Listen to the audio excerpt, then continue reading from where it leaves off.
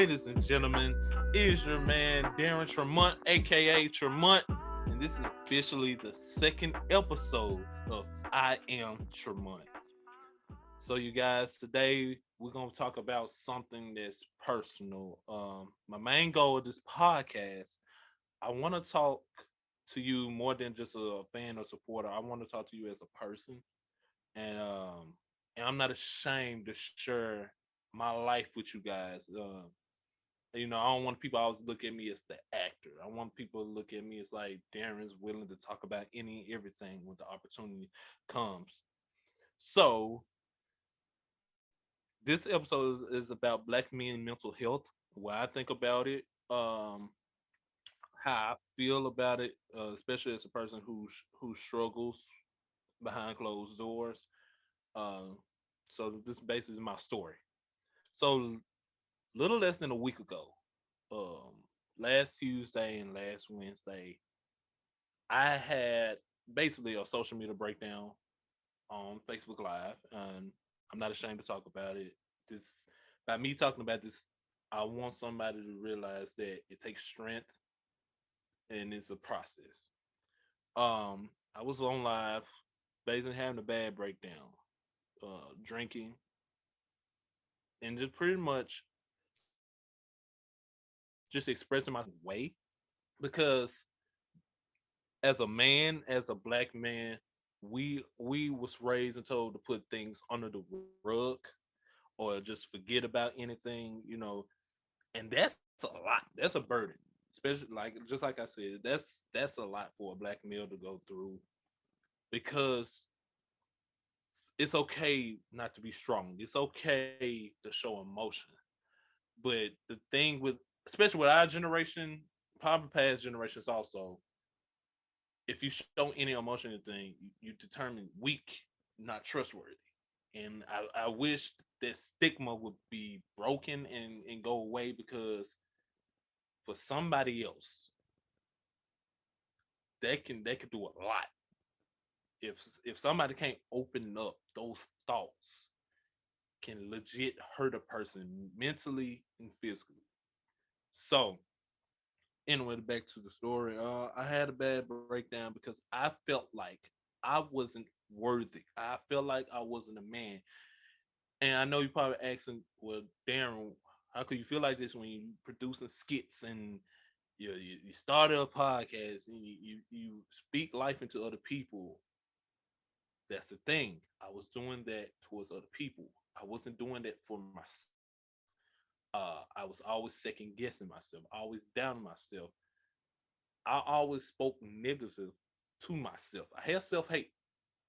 Yes, ladies and gentlemen, for a person who take modeling pictures and put out skits of him laughing stuff. I was I always had self hate. I never been comfortable in my skin.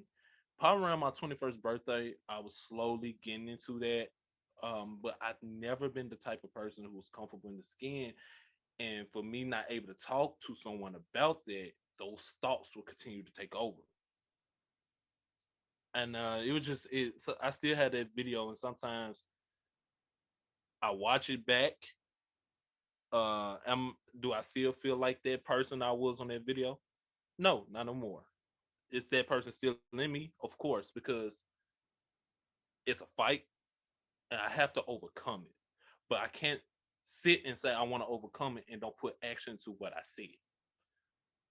So I took that bold chance and choice to go to counseling, and that's another thing that people feel like, oh, counseling is for bad, for crazy people. No, counseling can really help somebody. Uh, I just thank God that my situation isn't as bad. For the people who know me, growing up, I had bad depression, like self hate. I tried commit suicide. I attempted suicide multiple times in my life because it was a piece of me who wanted love from other people. Only because I am a rape victim. I was molested at the age of 6 years old. Uh, I know I'm probably receive a lot of phone calls from certain family members, but by not able to open up and telling people that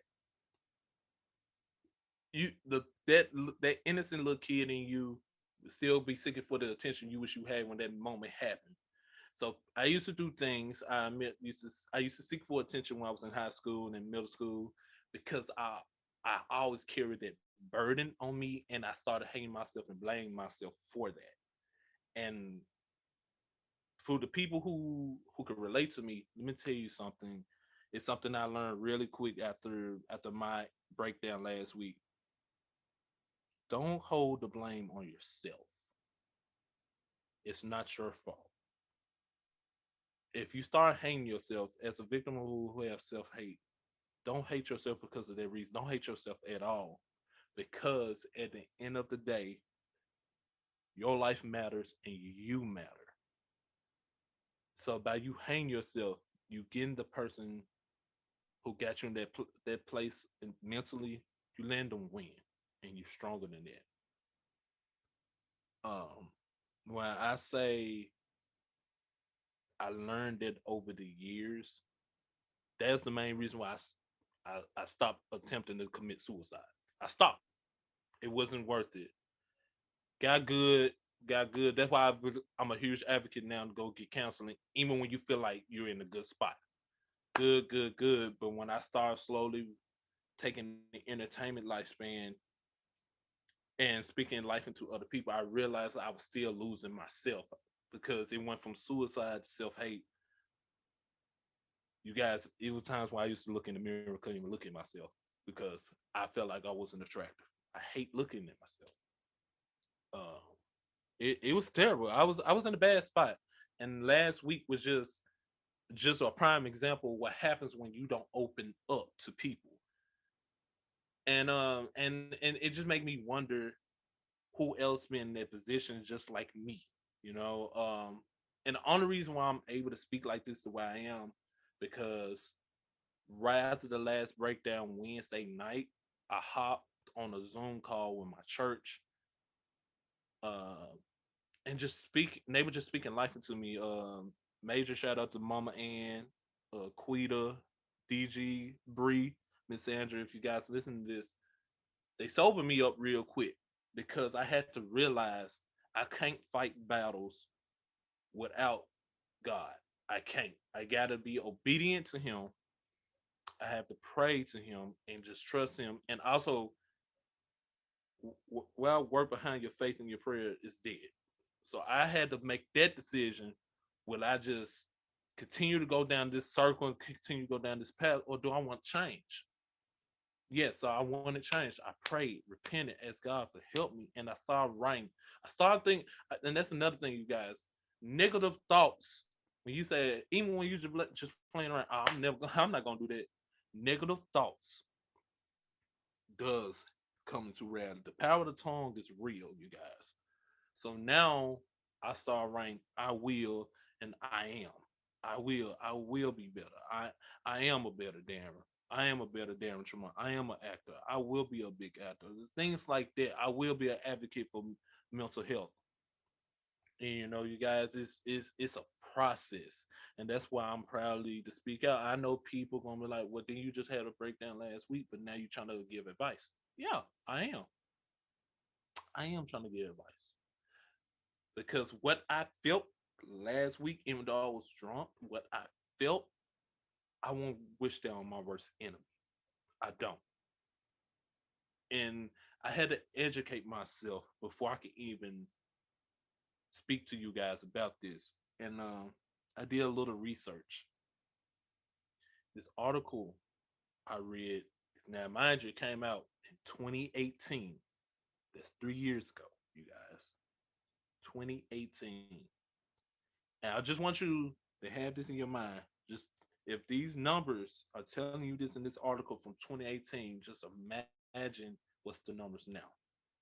So I read this article and it was just getting different numbers between different stages of black men and women mental health.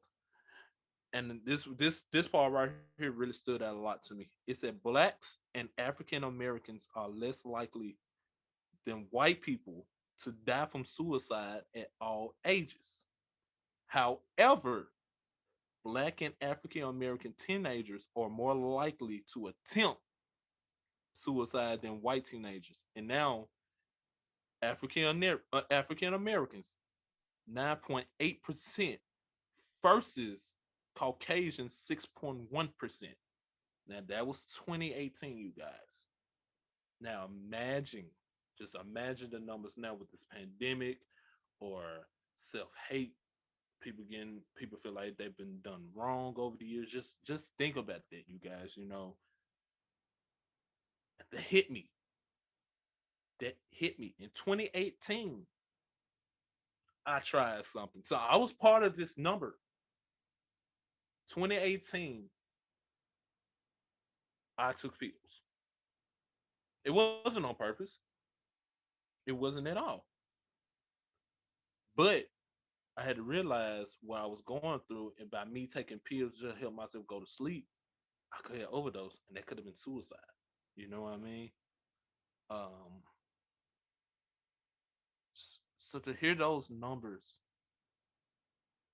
it hurts. Mental health is real, you guys. It's real, and we got to take away the stigma that black men can't get help. Black men can't show their emotions. We had to take that and throw that out the window. That was another reason why I had my breaking point, because I felt like if I talked to someone, I would be weak, not knowing I was weak by not talking to anyone, not picking up the phone to call anyone, by instead of praying. Like, I'm not to mean to throw religion on anyone, but I am a proud believer of God and a proud believer of Jesus Christ. But not going to them, that was a problem too. But if you ever feel like you don't mean nothing, or even if you're not on a suicide level, if you just feel like in the headspan you always thinking negative, or you got to go to drugs or alcohol to take away the thoughts, I please recommend you to go counseling. That's because your mental health is everything. It don't matter who it is. I don't care if it's a brother, sister, father, mother, girlfriend, cousin. It don't matter. Your mental health comes first, because mental health is something that we all take for granted. We do. We do. Bipolar disease, and social media make a joke about that. Depression, all those things, you guys, it can take a life away, just like a snap. It can take it away, and just to sit back and think about my experiences, I could be dead right now. Could be dead right now. I could be presented as crazy. I'm not really worried about that part, but things like that is reason why people don't take mental health serious. They don't. And today is the day we make a change about that. We are the generation to fix that. I feel like if more people go get counseling, it'll be the best thing ever. Even if you don't even feel yourself depressed, everybody needs someone to talk to. Everyone. This next thing, I want you to guys to hear from the same article. It said adult blacks and African Americans are more likely to have feelings of sadness and worthlessness than adult whites. And you're probably like, what's that mean? It's crazy because more black people feel worthless. Basically, there's an article saying black people feel worthless compared to whites. Do I agree with that? Yes. Look at the way the world is now. Look at all these ruthless killings going on in the world. They present in the media that we are worthless. To some people, we gonna start believing that. I was one of the people who believe that. So I know if I'm one person feeling like this, I'm one of those people who feel like this. I know many people are feeling like this too. You know, Caucasians are quicker to go get help. Caucasians are quicker to uplift each other. Us, it's rough. It's rough out there for us. It's hard because the day we decide to make a change or get some help, we are presented as weak. I know I keep saying that over and over and over again, but listen to this. If you know somebody is struggling with mental health issues, please, please, you guys don't ever present them as crazy or weak. They're not weak. They're not crazy. They are somebody who is struggling and they need help. They need help. That's all. And that's the thing. We need help. We need to talk. We need to uplift each other. We need to have accountability. Something that I took for granted. Accountability will help you out so much in the long run. You guys, and I just sit back and think more about my story, you guys. Like my life. I know I smile, try to exit. I know I'm so desperate. For the people who know my Facebook, I be longing for a relationship with someone. But if you understand my story, you will understand, wow, he really overcame a lot. That's why he be depressed sometimes. You know, I hide back a lot of stuff. You know, my sister passed away April the 27th of 2011. It will be a decade in April. My sister died right next to me. Right next to me. She was on hospice care. So, well, I was a little kid at the time, but my family, they knew it was coming, but they know when. But as a little kid at the time, your sister dying next to you, as a 21-year-old man, yes, I have to be strong for my mom's sake. But honestly, I'm not truly over that. I'm not saying, and then I would never be over that. It's my sister, of course, but like emotional wise, that's a burden that I never talk about. Again, me being molested at 6 years old. What they gonna know now when they listen to this? My parents don't know that. I know I told it's a few amount of people I told that to, and I did told them that my parents knew. I just said that because I didn't want my parents to know about it because I didn't have time about, well, who was it, who did it, who did this, who did that. But that happened to me when you carry that burden for so many years. A part of you gonna start longing for people. You might act out. You trying to find ways to keep people around because you don't want nobody to feel like how you felt when you was taking advantage. Uh, Bully growing up, oh looking like, oh, you're a nerd, you extras, things like that. So those things right there can contribute to mental illness.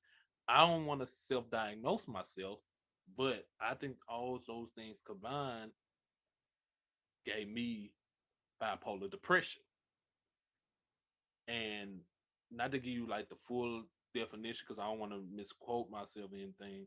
I don't want to give you the wrong definition out there. But personally, I believe bipolar depression is when you can get sad out of nowhere. It be the smallest things. I could be so happy, but if anything triggers a bad memory, I'm done for the day. I'm depressed. I don't want to be bothering nobody, anything. That's a main reason why I wanted to talk about mental illness, black men mental health on this podcast because by me speaking out, it might be someone. I don't care if you don't. I don't care if you reach out to nobody, but I know it's one person. It's one person that the probably can relate to this, and they gonna realize if he's strong enough to tell everyone that this is what he struggled with, but he's willing to make a change about it, I can do the same thing. Yes, I told you, I gave you a background of the numbers from an article from 3 years ago. I still want you guys to remember that 3 years ago and use it in 2021. It should kind of expand your thoughts to okay, if those the numbers in 2018, it's 2021, especially after this pandemic. Let me be a person who can help someone who might be dealing with something. So I want to put out a challenge right now. A challenge. You don't have to tell me you done it. If you do, you can. You're more than welcome to. But I want you to pick three people you care about, you love about, and just ask them how they doing and check up on them. And I promise you that will make somebody's day. Because it was times when my phone didn't pick up and ring, and I felt like I wasn't enough for nobody. So I want you guys to make a change right now. And would this be the last time I talk about black men and mental health?